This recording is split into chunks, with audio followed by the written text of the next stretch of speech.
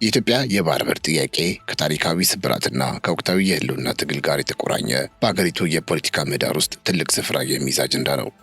ይህ ጉዳይ ከቀድሞው የኢትዮጵያ መሪ ፕሬዝዳንት መንግስቱ ኃይለማርያም ዘመነ መንግስት ጀምሮ እስካሁኑ ጠቅላይ ሚኒስትር አብይ አህመድ አስተዳደር ድረስ የሀገሪቱን የኢኮኖሚ ነጻነትና ቀጠናዊ ተሰሚነት የሚወስን ዋነኛ ማዕከል ሆኖ ቆይቷል። በተለይም አሰብን የማጣት የታሪክ ጠባሳና አሁን ላይ የተፈጠረው የወደብ አልባነት ማነቆ ሀገሪቱ በዓለም አቀፍ መድረክ ያላትን ቦታ ዳግም እንድትመረምር አስገድዷታል።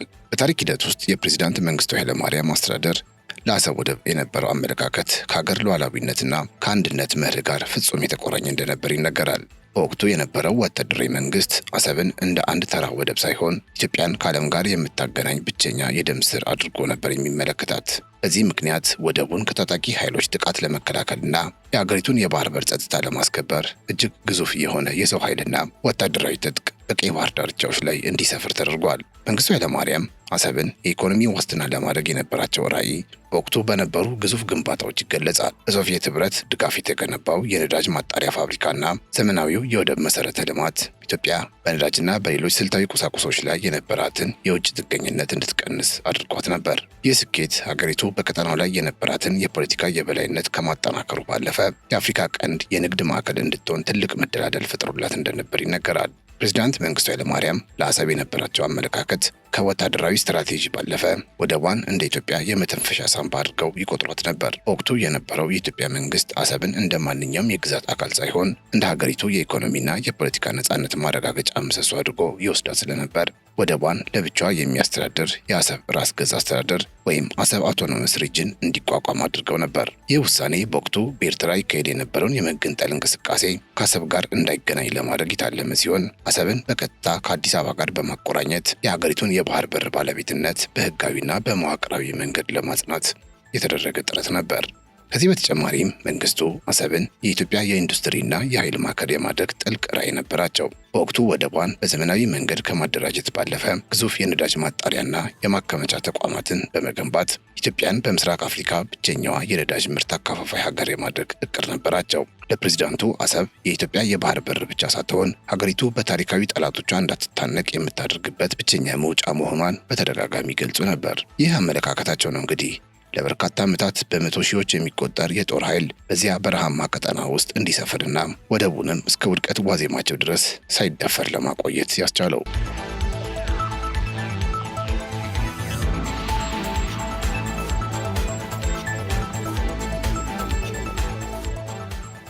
ይሁን እንጂ የኤርትራ ታጣቂዎች እንቅስቃሴ እየጠነከረ መምጣትና የሶቪየት ህብረት ድጋፍ መቀነስ የመንግስቱን ወታደራዊ ስትራቴጂ ፈተና ላይ ጣለው። ፕሬዝዳንቱ አሰብን ለማስጠበቅ የነበራቸው ጽኑ አቋም እስከ መጨረሻው የውድቀት ሰዓት ድረስ ያልተቀየረ ቢሆንም በውስጥና በውጭ የፖለቲካ ጫናዎች ምክንያት የባህር በሩን የመቆጣጠር አቅሙ እየመነመነ ሄደ። ይህ የታሪክ አጋጣሚ ኢትዮጵያ ወደብ አልባ ወደ መሆን ያደረገችው የመጀመሪያ ጉዞ ተደርጎ የሚወሰድ ሲሆን ይህም እስከዛሬ ድረስ የሚሰማ ብሔራዊ ቁጭት ሆኖ ቀርቷል።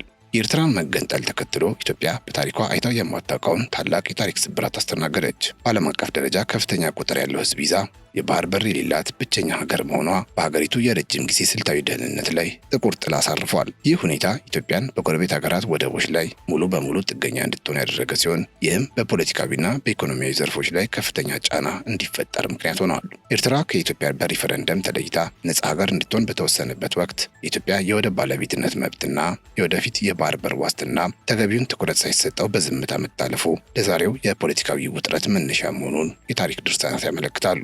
በወቅቱ የነበረው የኢትዮጵያ ጊዜያዊ መንግስት መሪ አቶ መለስ ዜናዊ የሀገሪቱን ስትራቴጂካዊ ጥቅም ከማስጠበቅ ይልቅ ለተገንጣዩዋ ኤርትራ ፍላጎት ቅድሚያ ሰጥተዋል መባሉ በታሪክ ሂደት ውስጥ ትልቅ ክፍተት ሆኖ ተመዝግቧል። ይህ አቋም ኢትዮጵያ በቀይ ባህር ላይ የነበራትን የሺህ ዓመታት የታሪክ ባለቤትነት ወደ ጎን በመተው ሀገሪቱን ያለምንም ቅድመ ሁኔታ ወደብ አልባ እንድትሆን አድርጓታል። በወቅቱ የነበረው አመራር ለባህር በር የሰጠው ዝቅተኛ ግምት ወደብ እንደ ማንኛውም ሸቀጥ በገንዘብ የሚገዛ አገልግሎት ነው በሚል የተሳሳተ ብይን ላይ የተመሰረተ ነበር። ይህ አመለካከት የወደብን ፖለቲካዊ፣ ኢኮኖሚያዊና ሉዓላዊ ፋይዳ ካለመገንዘብ የመነጨ እንደነበር አሁን ላይ የሚሰጡ መላምቶች ያሳያሉ። እንዲያውም የአሜሪካ መንግስት የአፍሪካ ጉዳዮች ረዳት ሚኒስትር የነበሩት ሄርማን ኮን የኢትዮጵያ የወደብ ጥያቄ በድርድር ወቅት መካተት እንዳለበት በተደጋጋሚ ቢመክሩም በአቶ መለስ በኩል የተሰጠው ምላሽ ግን ጉዳዩ የኢትዮጵያና የኤርትራ ብቻ ነው በሚል የሶስተኛ ወገንን ጣልቃ ገብነት ውድቅ አድርገዋል። ይህም ኢትዮጵያ በዓለም አቀፍ ደረጃ አግኝታ የነበረውን የታሪካዊ መብት ድጋፍ እንድታጣ አድርጓታል ይባላል። በ1990ዎቹ መጨረሻ ላይ የተቀሰቀሰው የኢትዮ ኤርትራ ጦርነት ኢትዮጵያ በወታደራዊ ጡንቻዋ አሰብን መልሳ ለመቆጣጠር የሚያስችል ወርቃማ ዕድል ፈጥሮላት ነበር። የኢትዮጵያ ሰራዊት በጦር ግንባር ከፍተኛ ድል እያስመዘገበ ወደ አሰብ አቅጣጫ ቢገሰግስም ሰራዊቱ ወደ ኋላ እንዲመለስ ቀጭን ትዕዛዝ ተላልፎለት እድሉን አምክነዋል። አሰብን የግመል ማጠቢያ በሚል ቅጽል በመጥራት ስትራቴጂካዊ ቦታውን በኢትዮጵያ ቁጥጥር ስር እንዳይውል መደረጉ የአገሪቱን የባህር በር ባለቤትነትን የቀበረ ውሳኔ ተደርጎ ይወሰዳል። ይህ ስልታዊ ስህተት ኢትዮጵያ ዛሬ ለምትገኝበት የባህር በር ቀውስና ለከፍተኛ የወደብ ኪራይ ወጪ መሰረት የጣለ ነው።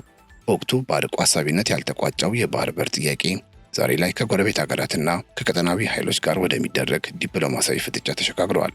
ይህም በወቅቱ የተደረጉ ፖለቲካዊ ውሳኔዎች ለሀገር ሕልውና ምን ያህል ዋጋ እንደሚያስከፍሉ በግልጽ የሚያሳይ የታሪክ ማሳያ ሆኖ ይቆያል። በኋላም ለ20 ዓመታት ለሚሆን ጊዜ በኢህአዴግ ዘመን የባህር በር ጥያቄ እንደተዘጋ ፋይል ተቆጥሮ ቢቆይም ሀገሪቱ ግን በየዓመቱ ለወደብ ኪራይ የምታወጣው ክፍያ በቢሊዮን የሚቆጠር ዶላር እየደረሰ መጣ። ይህ የፋይናንስ ፍሰት ለሀገሪቱ ኢኮኖሚ ትልቅ ደም መፍሰስ ሲሆን በተለይም የውጭ ምንዛሪ እጥረት ባለበት ሀገር እንዲህ ያለ ግዙፍ ወጪ መኖሩ የልማት ጉዞዋን ክፉኛ የሚገታ ማነቆ ሆኖ ቆይቷል።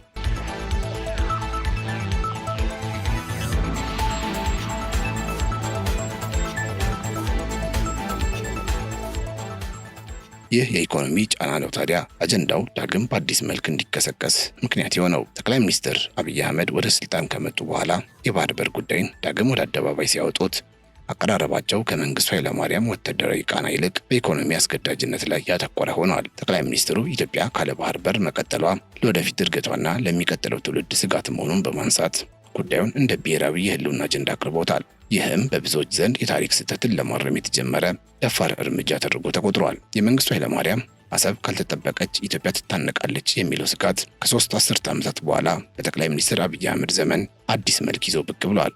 ፕሬዚዳንቱ አሰብን የመተንፈሻ ሳንባ ብለው ሲጠሯት፣ ጠቅላይ ሚኒስትሩ ደግሞ የህልውና ጉዳይ በማለት ዳግም አንስተውታል። ይህም በሁለቱ መሪዎች መካከል የሚታየው አስገራሚ የአቋም መመሳሰል መንግስቱ በወቅቱ የተናገሩት ንግግር ከወታደራዊ ዛቻ ባለፈ ዛሬ ኢትዮጵያ ለገባችበት የኢኮኖሚና የፖለቲካ ማነቆ አስቀድሞ የተነገረ ታሪካዊ ትንቢት እንዲመስል አድርጎታል። የአሁኑ መንግስት መከራከሪያ የሚያጠነጥነው በጅቡቲ ወደብ ላይ ባለው ፍጹም ጥገኝነት ላይ ሲሆን ይህ ሁኔታ አገሪቱን ለማንኛውም የውጭ ፖለቲካ ጫና ተጋላጭ አድርጓታል። ከ120 ሚሊዮን በላይ ህዝብ ያላት ሀገር 95 በመቶ የሚሆነው የገቢና ወጪ ንግድ በአንድ መስመር ብቻ መሆኑ ማንኛውም አይነት የጸጥታ መፍረስ ወይም ዲፕሎማሲያዊ አለመግባባት ቢፈጠር አገሪቱን ሙሉ በሙሉ ሽባ ሊያደርጋት እንደሚችል ይገመታል። ከዚህም በላይ የኢትዮጵያ ህዝብ ቁጥር በየዓመቱ በሚሊዮኖች መጨመሩና የኢንዱስትሪ ልማቱ መስፋፋት ከአንድ ወደብ በላይ አማራጭ እንዲኖር የግድ ይላል። አብይ አህመድ ይህንን ፍላጎት ከታሪካዊው የአሰብ ባለቤትነት መብት ጋር በማያያዝ የኢትዮጵያ የባህር በር ጥያቄ ከልመና ወይም ከስጦታ ይልቅ በፍትሐዊነትና በህግ ሊታይ የሚገባው ጉዳይ መሆኑን ዓለም አቀፉ ማህበረሰብ ለማሳየት ሞክረዋል። ይህም የሀገሪቱን ስልታዊ ፍላጎት በአዲስ መልክ የገለጸ ክስተት ነው።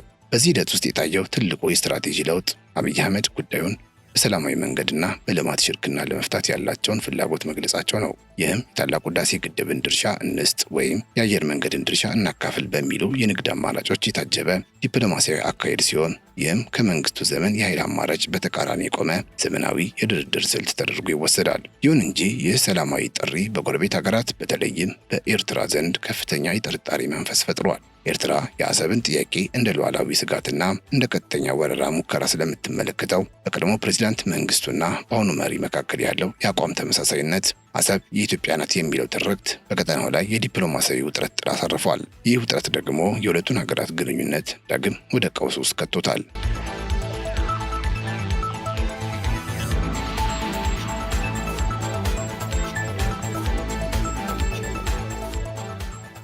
ሌላኛው ነጥብ ደግሞ የኢትዮጵያ የባህር ኃይል ዳግም መቋቋም ሌላኛው ትልቅ ስልታዊና ወታደራዊ ዝግጅት ተደርጎ ይቆጠራል። የባህር ኃይል መኖር ያለ ባህር በር ትርጉም ስለማይኖረው መንግስት የባህር በር ለማግኘት የጀመረውን ጉዞ በኃይል የታጀበ ዲፕሎማሲ ሊያደርገው ይችላል የሚል ስጋት በጎረቤቶች ዘንድ እንዲነግስ አድርጓል። ይህም የኢትዮጵያን ብሔራዊ ጥቅም ለማስከበር የሚደረገውን ጥረት እጅግ ውስብስብ ያደርገዋል። ይህ የባህር ኃይል ግንባታና የዲፕሎማሲ ጥረት ቅንጅት ኢትዮጵያ ከመንግስቱ ዘመን የተረከበችውን የታሪክ ቁስል በአዲስ መልክ ለመፈወስ እያደረገች ያለችው ጥረት አካል ነው። አብይ አህመድ ይህንን አጀንዳ ሲያነሱ በአገር ውስጥ ያለውን የብሔራዊ ስሜት ለመቀስቀስና ህዝቡን በአንድ ታላቅ አገራዊ ዓላማ ዙሪያ የማሰባሰብ ፖለቲካዊ ፋይዳውም ከፍተኛ ነው። ይህም በውስጥ ፖለቲካው ያለውን ልዩነት ወደ ጎን በመተው ለሀገር የጋራ ጥቅም እንዲቆም የሚያደርግ ግፊት አለው። ከጂኦፖለቲካ አንጻር የቀይ ባህር አካባቢ አሁን በታላላቅ ሀያላን ሀገራት የጦር ሰፈር ግንባታና የጥቅም ግጭት እየተጨናነቀ ነው። ኢትዮጵያ በዚህ ስልታዊ ቦታ ላይ ቀጥተኛ ድምፅና መገኘት የሌላት መሆኑ በቀጠናው ላይ ያላትን የሀያልነት ሚና አደጋ ላይ የሚጥል ነው። በመሆኑም የባህር በር ጥያቄው ወቅታዊነቱ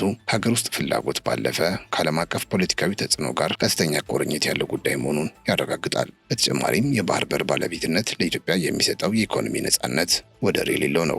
አሁን ለጅቡቲና ለሌሎች ሀገራት በኪራይ መልክ የምትከፍለው ቢሊዮን ዶላር በሀገር ውስጥ ቢቀር ለትምህርት፣ ለጤናና ለኢንዱስትሪ ማስፋፊያ የሚውል ግዙፍ ሀብት መፍጠር ይቻላል። ይህ ደግሞ ሀገሪቱን ከድህነትና ከእርዳታ ጥገኝነት ለማውጣት ለሚደረገው ጥረት ትልቁን ድርሻ ይይዛል። የአብይ አህመድ አስተዳደር ይህንን ጥያቄ ሲያነሳ እንደ መንግስቱ ኃይለማርያም ሁሉ በታሪክ ፊት ተጠያቂ ላለመሆንና ሀገርን በባህር በር የከፈተ መሪ ተብሎ ለመመዝገብ ካለው ጽኑ ፍላጎት የመነጨም ሊሆን ይችላል። ይህ የጠቅላይ ሚኒስትሩ ፍላጎትና ብሔራዊ ጥቅም ተዳምረው የባህር በር አጀንዳው ከመንግስት የፖሊሲ አቅጣጫዎች ሁሉ ቀዳሚውን ስፍራ እንዲይዝ አድርጎታል። ይሁን እንጂ ይህ ጥረት ውጤታማ እንዲሆን የጎረቤት ሀገራት አመኔታን ማግኘትና ፍትሐዊ ሀብት ክፍፍልን ማረጋገጥ ግድ ይላል። የመንግስቱ ኃይለማርያም ዘመን ጦርነትና ግጭት ያመጣውን ጠባሳ ለመደምሰስ የአሁኑ መንግስት የሚያደርገው የጋራ ልማት ትረካ በተግባር መተርጎም ይኖርበታል። ይህ ካልሆነ ግን ጥያቄው ወደ አላስፈላጊ ቀጠናዊ ጦርነት ሊያመራ የሚችልበት እድል ሰፊ ነው። በመሆኑም የአሰብ ጉዳይ ከታሪክ ማህደርነት ወጥቶ ወደ ወቅታዊ የዲፕሎማሲ ጠረጴዛ ሲመጣ ኢትዮጵያ በታሪክና በወደፊት ተስፋ መካከል የቆመች ትመስላለች።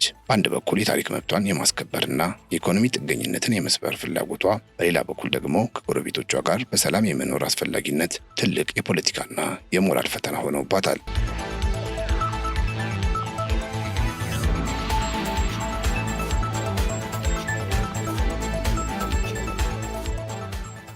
በስተመጨረሻም የኢትዮጵያ የባህር በር ፍለጋ ጉዞ ከመንግስቱ ኃይለማርያም የወታደራዊ ጽናት ወደ አብይ አህመድ ስልታዊ ዲፕሎማሲያዊ ቢቀየርም ዋናው ግብ ግን ያልተለወጠ ነው። እርሱም የኢትዮጵያን አንቆ ከያዛት የወደብ አልባነት እስር ቤት ነፃ ማውጣትና የታሪክ ድርሻዋን ማስመለስ ነው። ይህ ትግል ደግሞ የትውልድ ቅብብል ውጤት መሆኑን በግልጽ ያሳያል። አሰብ ለኢትዮጵያ ትናንትም ሆነ ዛሬ የህልውና ማረጋገጫ ነው። ኢትዮጵያ ይህንን በር ዳግም ሳታንኳኳና ዘላቂ መፍትሄ ሳታገኝ የአፍሪካ ቀንድ ሰላምና እድገት የተሟላ ሊሆን እንደማይችል ሊሰመርበት የሚገባ ጉዳይ ነው። በጥቅሉ የኢትዮጵያ የባህር በር ጥያቄ ከታሪካዊ ስብራት ወደ ወቅታዊ የህልውና ትግል የተሸጋገረ የአገሪቱን የቀድሞና የአሁን መሪዎችን ራዕይ በአንድ መስመር የሚያገናኝ ሀገራዊ አጀንዳ ነው። ከፕሬዝዳንት መንግስቱ ኃይለማርያም ወታደራዊ ጽናትና አሰብን የመጠበቅ ፖሊሲ ጀምሮ እስከ ጠቅላይ ሚኒስትር አብይ አህመድ የኢኮኖሚ አስገዳጅነትና ስልታዊ ዲፕሎማሲ ድረስ ዋናው ግብ ኢትዮጵያን ካጋጠማት የወደብ አልባነት ማነቆ ማላቀቅ ነው። ምንም እንኳ የትግል ስልቱ ከኃይል አማራጭ ወደ ሰላማዊ ድርድርና የልማት ሽርክና ቢቀየርም የአሰብ ጉዳይ አሁንም የኢትዮጵያ የኢኮኖሚ ነጻነትና የቀጠናዊ ተሰሚነት ማረጋገጫ ምሰሶ ሆኖ ቀጥሏል። በታሪክ ሂደት ውስጥ የተፈጠሩ ስህተቶች የጣሉት ጠባሳ ዛሬም ለከፍተኛ የወደብ ኪራይ ወጪና ለዲፕሎማሲያዊ ውጥረቶች ምክንያት ቢሆንም ጥያቄው በአዲስ መልክ መነሳቱ የሀገሪቱን ብሔራዊ ጥቅም ለማስከበር የሚደረግ የትውልድ ቅብብል ማሳያ ነው። በአጠቃላይ ኢትዮጵያ በታሪካዊ መብቷና በቀጣይ የልማት ፍላጎቷ መካከል ሆና የምታደርገው የባህር በር ፍለጋ የቀጠናውን ጂኦፖለቲካዊ መልክ የሚወስንና ለሀገሪቱ የዘላቂ ሰላምና የእድገት ዋስትና የሚሰጥ ወሳኝ የታሪክ ምዕራፍ ነው። አሰብ ትላንትም ሆነ ዛሬ ለኢትዮጵያ የመተንፈሻ ሳንባ እንደመሆኗ ይህንን በር በፍትሐዊና በዘላቂ መንገድ መክፈት የሀገሪቱ የማይታጠፍ የህልውና ጉዳይ ሆኖ ይቆያል። ለዛሬ አበቃን። በያላችሁበት ሰላም።